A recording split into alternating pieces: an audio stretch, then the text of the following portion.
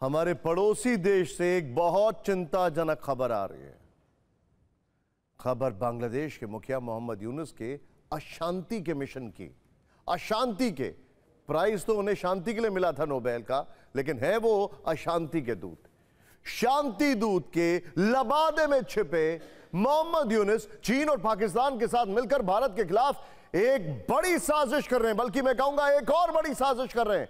खुफिया सूत्रों के हवाले से खबर है कि बांग्लादेश की सरकार पूर्वोत्तर में भारत की सीमा के करीब एक नया हाईटेक रेडार सिस्टम लगाने की तैयारी में है। बांग्लादेश के अंतरिम प्रधानमंत्री मोहम्मद यूनुस ने जब से प्रधानमंत्री की कुर्सी संभाली है, तब से बांग्लादेश की दुर्गति शुरू हो गई है। सूत्रों के मुताबिक बांग्लादेश में चुनाव को बाधित करने के लिए पाकिस्तान से आतंकियों की एंट्री बांग्लादेश में हुई है। ये आतंकी आईएसआई के इशारे पर बांग्लादेश में दाखिल हुए हैं। इनका मकसद उन पार्टियों के उम्मीदवारों को निशाना बनाना है जो पाकिस्तान के लिए खतरा बन सकते हैं। पाकिस्तान की आतंकी साजिश का अंदाजा इसी बात से लगाया जा सकता है कि जैसे ही बांग्लादेश में चुनाव की तारीखों का ऐलान हुआ, वैसे ही पाकिस्तानी अफसरों की बांग्लादेश में आवाजाही तेज हो गई। क्योंकि आप सभी जानते हैं कि इन दिनों भारत और बांग्लादेश के रिश्तों में काफी ज्यादा तनाव है और इसी बात का फायदा भारत के दुश्मन देश उठा रहे हैं। आप सभी जानते हैं कि बांग्लादेश के रिश्ते इन दिनों चाइना और पाकिस्तान के साथ में कुछ ज्यादा ही मधुर रहे हैं और ये दोनों देश भरपूर इसका फायदा उठा रहे हैं। पूरा बांग्लादेश कट्टरपंथियों के हाथों की कठपुतली बन गया है। एक एयर डिफेंस सिस्टम चाइना का, जिसकी पूरी तरीके से भारत ने बैंड बजा दी थी, आखिरकार उसको कई प्रकार के देश खरीद कैसे रहे हैं। लेकिन अब मोहम्मद यूनुस के खिलाफ लोगों का गुस्सा भड़कने लगा है। सड़कों पर लोग मोहम्मद यूनुस को गद्दी से हटाने के लिए विरोध प्रदर्शन कर रहे हैं। लाल मोनिरहाट वाला इलाका, जहां पर वायुसेना के जो लड़ाकू विमान है वो रखे जाएंगे, उसके हैंगर ऑलरेडी यहां पर रेडी हो चुके हैं। अब सवाल ये आता है कि ये कहां पर इसका काम शुरू कर चुका है। अब भारत बांग्लादेश के ऊपरी चिकन नेक को काटने की तैयारी में है। हाँ, आपने बिल्कुल सही सुना।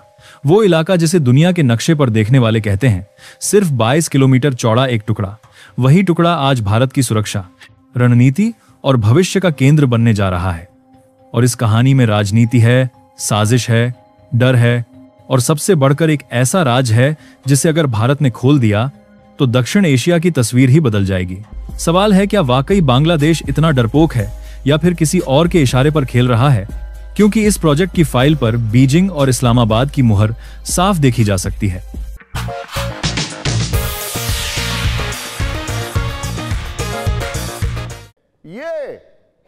ये made in China radar system है, जिसके पार्ट्स लाल मोनिरहाट एयरबेस पर पहुंच चुके हैं। सोचिए, दमिश्क में एयरबेस बनाने जा रहा है अमेरिका और चाइना हमारे बेहद नजदीक। यहां पर आपके लिए समझना बहुत जरूरी है, बांग्लादेश का लाल मोनिरहाट एयरबेस भारत के सिलीगुड़ी कॉरिडोर यानी चिकन नेक से महज 135 किलोमीटर की दूरी पर है। चिकन नेक वही गलियारा है जो भारत के 8 पूर्वोत्तर राज्यों को देश की मुख्य भूमि से जोड़ता है, यानी एक पतली सी सांस की नली जैसा। और चीन के साथ मिलकर बांग्लादेश इस श्वसन प्रक्रिया को बाधित करने की फिराक में है। सूत्रों के मुताबिक चिकन नेक के पास जो चाइनीज रेडार सिस्टम लगाया जाएगा, उसके लिए कंक्रीट का प्लेटफॉर्म बनाया जा रहा है। साथ ही लाल मोनिरहाट एयरबेस पर मौजूदा प्रणाली को भी अपग्रेड करने का काम तेजी से चल रहा है। मीडिया रिपोर्ट्स के हवाले से खबर है कि लाल मोनिरहाट पर 10 से 12 लड़ाकू विमानों की पार्किंग के लिए एक बड़े हैंगर का काम लगभग पूरा हो चुका है। देखिए, एक बात आपको समझना बहुत जरूरी है और वो बात यह है कि आज की तारीख में रेडार सिस्टम पुरानी टेक्नोलॉजी है, सैटेलाइट से सब कुछ हो जाता है, लेकिन एयरबेस बहुत जरूरी है। और वहां पर अगर चाइनीज फाइटर प्लेन दिखे तो ये बहुत बड़ा खतरा है। स्नैक जो है भारत की सिलीगुड़ी कॉरिडोर, वहां पर भारत हजारों सोल्जर्स बढ़ाने वाला है। 3 नए मिलिट्री गैरिसन्स हम सिलीगुड़ी कॉरिडोर में बिल्ड करने वाले हैं और इस पे बहुत से आर्टिकल्स पब्लिश किए जा रहे हैं। भारत फोर्टिफाई कर रहा है और मजबूत बना रहा है अपनी चिकन नेक को।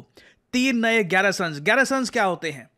देखिए, गैरिसन वो लोकेशन है, वो जगह है जहां पर कोई भी मिलिट्री अपने सोल्जर्स को स्टेशन करती है। भारत में आपको बहुत सारे गैरिसन्स मिल जाएंगे। ऑलरेडी सिलीगुड़ी कॉरिडोर की अगर बात करूं तो यहाँ पर 3 गैरिसन्स एग्जिस्ट करते हैं और ऑन एन एवरेज भारत के हर गैरिसन में ना 10 से लेकर 30,000 के आसपास, depending on the location, depending on the size of the garrison, 10 से 30,000 के आसपास सोल्जर्स यहाँ पर डिप्लॉयड रहते हैं। तो बहुत सारे सोल्जर्स हम यहाँ पे डिप्लॉय करने वाले हैं सिलीगुड़ी कॉरिडोर में, और इसका एक बड़ा रीज़न भी है जो हम मिलिट्री बिल्डअप कर रहे हैं यहाँ पे वेस्ट बंगाल, आसाम और बाकी रीजन में। इसका सिंपल रीज़न है, अपना एयरबेस अपग्रेड कर रहा है भारत के सिलीगुड़ी कॉरिडोर के पास। और अगर यहाँ पे आप सोच रहे हैं अच्छा बांग्लादेश कोई एयरबेस अपग्रेड कर रहा है, क्या करेंगे ये लोग, कुछ पेंट वगैरह कर देंगे, फूल कुछ वहाँ पे गमले लगा देंगे, नो नॉट रियली। अगेन देखिए, हमें एक बात का हमेशा ध्यान रखना होगा, never under estimate your potential adversary. Bangladesh के साथ हम अच्छे रिलेशंस चाहते हैं, मगर जिस तरीके से इनके बहुत सारे लोग कॉन्स्टेंटली भारत के सिलीगुड़ी कॉरिडोर के बारे में बात करते हैं, ये बात करते हैं कि जी चाइना के साथ मिलकर नॉर्थ ईस्ट को कट कर देंगे भारत के साथ। कई बांग्लादेश के जो पॉपुलर लीडर्स हैं उन्होंने ऐसी स्टेटमेंट दी है। और साथ ही साथ इनकी गवर्नमेंट का एक्शन आप अगर देखो तो रिसेंटली बांग्लादेश ने ये डिसाइड किया है कि ये नए एयर डिफेंस रेडार सिस्टम लगाएंगे भारत के चिकन नेक कॉरिडोर। हालांकि हमारे S-400 की जद में होंगे, वो लोकेशन हम नहीं बताएंगे। खैर, दरअसल बांग्लादेश का इस्तेमाल कर चीन इस इलाके से भारत के चिकन नेक पर नजर रखना चाहता है और उसका यह प्लान बहुत लंबे वक्त से चल रहा है। इस प्लान का ब्लूप्रिंट इसी साल बीजिंग में तैयार हुआ, जिसकी तस्वीरें इस वक्त आप अपनी स्क्रीन पर देखने जा रहे हैं। ये इसी साल मार्च की तस्वीरें हैं जब तथाकथित शांति दूत मोहम्मद यूनुस की विस्तारवादी सपनों के शहंशाह शी जिनपिंग से मुलाकात हुई थी। यूनुस चीन के दौरे पर गए थे। जब जिनपिंग से गलबैयां करके लौटे तो साथ में $2 अरब का पैकेज चीन ने उन्हें थमा दिया, लेकिन बदले में यूनुस ने उन्हें क्या दिया? यूनुस ने अपने एयरपोर्ट, अपने बंदरगाह और यहां तक कि अपनी जमीन चीन के पास गिरवी रख दी है। उसी जमीन पर ड्रैगन अपने एक पुराने सपने को साकार करने की कोशिश कर रहा है, और यह सपना है दूसरे विश्व युद्ध के बाद से सूना पड़े लाल मोनिरहाट एयरबेस पर अपने फुटप्रिंट्स जमाना। इस लाल मोनिरहाट एयरबेस को अंग्रेजों ने 1931 में बनवाया था। दूसरे विश्व युद्ध में इसने अहम भूमिका निभाई और उसके बाद 1958 में पूर्वी पाकिस्तान ने इसे नागरिक उड़ानों के लिए इस्तेमाल किया, लेकिन फिर यह बंद कर दिया गया और अब चीन की मदद से बांग्लादेश फिर से इस एयरपोर्ट को रिवाइव करना चाहता है। सूत्रों के हवाले से खबर यह है कि लाल मोनिरहाट एयरबेस को विकसित करके Bangladesh signal intelligence, drone operation और साइबर स्पाइंग का हब बना सकता है। यानी वहां से भारत के चिकन नेक की निगरानी की तैयारी चल रही है। फिलहाल यूनुस की लाल मोनिरहाट के मिलिट्री लॉजिस्टिक्स को चीन के हवाले कर देने की ये पूरी तस्वीर सामने आई है और चीन वहां से नॉर्थ ईस्ट पर अपनी निगरानी मजबूत करने की फिराक में। सोचिए, चिंताजनक खबर है और इसमें सबसे इंटरेस्टिंग एलिमेंट यह है कि आज की तारीख में चाइना पाकिस्तान से दूर जा रहा है, क्योंकि पाकिस्तान अमेरिका के नजदीक जा रहा है, तो चीन बांग्लादेश को अपने पाले में ला रहा है। न मजहबी नारों की गूंज थी, न फौजी बूटों की धमक, लेकिन अब उसी आवाज में, उसी आजाद हवा में साजिश, कट्टरपंथ और अब आतंक का जहर भी घुलने लगा है। और इसे घोलने का काम किया है मोहम्मद यूनुस के शह पर पाकिस्तान की ISI ने। कट्टरपंथ की नाव पर सवार बांग्लादेश के अंतरिम सरकार के मुख्य सलाहकार ने भारत विरोधी साजिशों के चक्कर में बांग्लादेश का वो हाल किया है कि बांग्लादेश बर्बादी की कगार पर पहुंच गया है। यही वजह है कि अब यूनुस के खिलाफ बांग्लादेश की सड़कों पर बगावत का शोर सुनाई दे रहा है और इस शोर के डर से यूनुस ने चुनावी रक्तपात का रास्ता अख्तियार कर लिया है, जिसका सबसे बड़ा प्रमाण है चटगांव से BNP के उम्मीदवार को गोलियों के छलनी करने का। दरअसल बांग्लादेश में चुनाव की घोषणा होते ही पाकिस्तानी अफसरों की आवाजाही बढ़ गई है। ISI ने ढाका में अपने परमानेंट दफ्तर खोल लिए हैं और इसके पीछे की सबसे बड़ी वजह है बांग्लादेश में एक ऐसी सरकार बनाना जिसका कंट्रोल सीधा इस्लामाबाद में बैठे ISI के अधिकारियों के पास हो। सिर्फ इतना ही नहीं, बल्कि यूनुस पाकिस्तान और चीन के साथ मिलकर भारत के चिकन नेक पर भी नापाक साजिश की प्लानिंग कर रहे हैं। ऐसे में सवाल यह है कि क्या बांग्लादेश में एक कठपुतली सरकार बनाने की तैयारी आईएसआई कर रहा है, और कैसे यूनुस ने पाकिस्तान के साथ मिलकर भारत के खिलाफ नया मोर्चा खोलने की मुनादी कर दी है। हमारी इस रिपोर्ट में इसका पूरा विश्लेषण देखिए।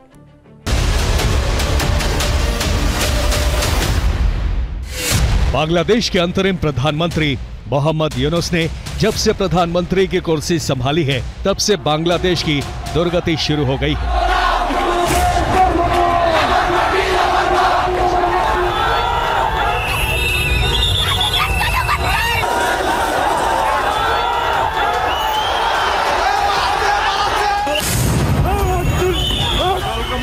पूरा बांग्लादेश कट्टरपंथियों के हाथों की कठपुतली बन गया है।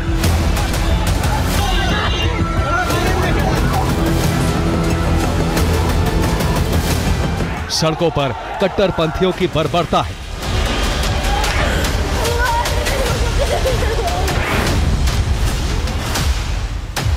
अल्पसंख्यकों पर सितम की चाबुक है।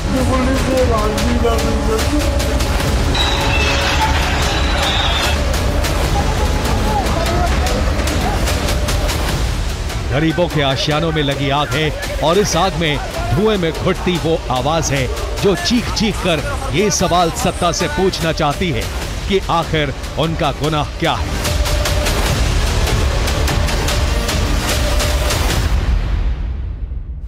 लेकिन अब मोहम्मद यूनुस के खिलाफ लोगों का गुस्सा भड़कने लगा है। सड़कों पर लोग मोहम्मद यूनुस को गद्दी से हटाने के लिए विरोध प्रदर्शन कर रहे हैं।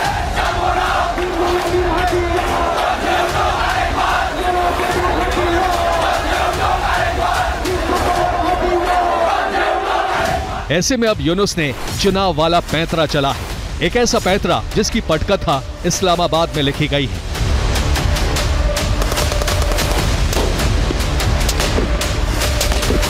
उस इस्लामाबाद में जिनके अधिकारियों की आज ढाका में आवाजाही कुछ ज्यादा ही बढ़ गई है।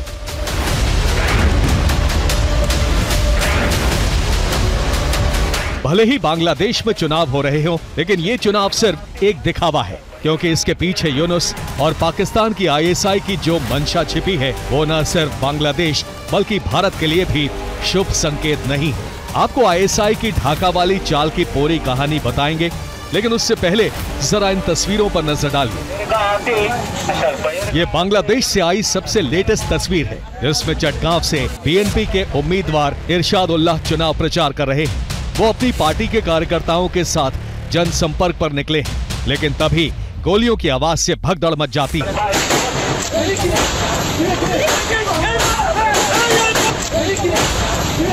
और उन गोलियों का शिकार बन जाते हैं इरशाद उल्लाह।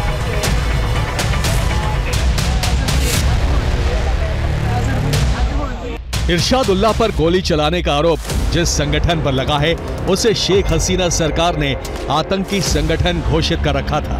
नाम है जमाते इस्लामी। ये वही संगठन है जिसकी हेड ब्रांच पाकिस्तान में है। ये वो संगठन है जो कट्टरपंथ की आड़ में आतंकी वारदातों को अंजाम देता है, और ये वो संगठन है जिसे मोहम्मद यूनुस ने हर प्रतिबंध से मुक्त कर दिया था। बांग्लादेश नेशनलिस्ट पार्टी के उम्मीदवार को गोली मारने वाले संगठन जमात इस्लामी को पाकिस्तान की आईएसआई का समर्थन हासिल है, जिससे साफ होता है कि पाकिस्तान की आईएसआई अपने नापाक मंसूबों को पाने के लिए बांग्लादेश के चुनाव को प्रभावित करने की कोशिशों में लगा है। बांग्लादेश में जमाते इस्लामी पर शेख हसीना सरकार ने प्रतिबंध लगाया था। 2013 में जमाते इस्लामी के चुनाव लड़ने पर बैन था। 2024 में हसीना सरकार ने इसे आतंकवादी संगठन घोषित कर दिया, लेकिन अगस्त में मोहम्मद यूनुस ने आते ही ये प्रतिबंध हटा दिया। इस संगठन को पाकिस्तान का पूरा समर्थन है, और अब बीएनपी के उम्मीदवार इरशाद उल्लाह को गोली मारने का आरोप इसी संगठन पर लगा है। देश में आईएसआई रिमोट कंट्रोल सरकार चाहती है, ताकि उसे अपने हिसाब से चला सके। न सिर्फ चला सके, बल्कि वहां से भारत के खिलाफ अपने आतंकी मंसूबों को भी पूरा कर सके। बांग्लादेश में अगर मोटे तौर पे देखें तो हालात अभी खराब हैं। बीएनपी के जो खतरा है उसको एलिमिनेट करना चाहता है जमात इस्लाम, जो पाकिस्तान का एक सीधा आज के दिन प्रत्यक्ष एक इंटरवेंशन देखने को मिल रहा है। और कूमे में जो शेख हसीना के खिलाफ कू हुआ था, उसमें भी जो पाकिस्तान का डीप स्टेट है और अब मैं भी ये भी कहूँगा कि जो एक्स्ट्रा रीजनल पावर्स हैं वो भी इन्वॉल्व थी। तो अब वो चाहती हैं कि वो ऐसे राजनीतिक दल को सत्ता में लाया जाए जो उनके पाकिस्तान के कहने पे या जो बाकी एक्स्ट्रा रीजनल पावर्स हैं उनके कहने पे, उनके इशारों पर सभी नीतियों को आगे बढ़ाएं। बांग्लादेश में चुनाव कराकर मोहम्मद यूनुस ये दिखाने की कोशिश कर रहे हैं कि उन्हें सत्ता का कोई मोह नहीं है, लेकिन पाकिस्तान के साथ मिलकर वो इस चुनाव में रक्तपात कराकर अपने हिसाब की सरकार बनाने में जुटे हैं ताकि सत्ता की चाबी उनके हाथ में रहे और पाकिस्तान के हुक्मरान यूनुस के चेहरे पर बांग्लादेश में अपना साम्राज्य खड़ा कर सके।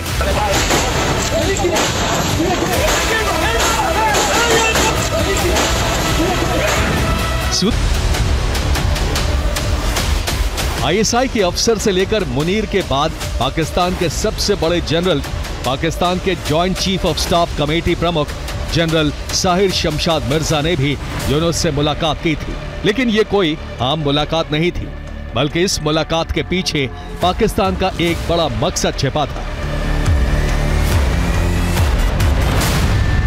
दरअसल पाकिस्तान ने चुपचाप ढाका में अपने उच्चायोग के भीतर एक स्पेशल इंटर सर्विसेज इंटेलिजेंस यानी आईएसआई सेल की स्थापना की है।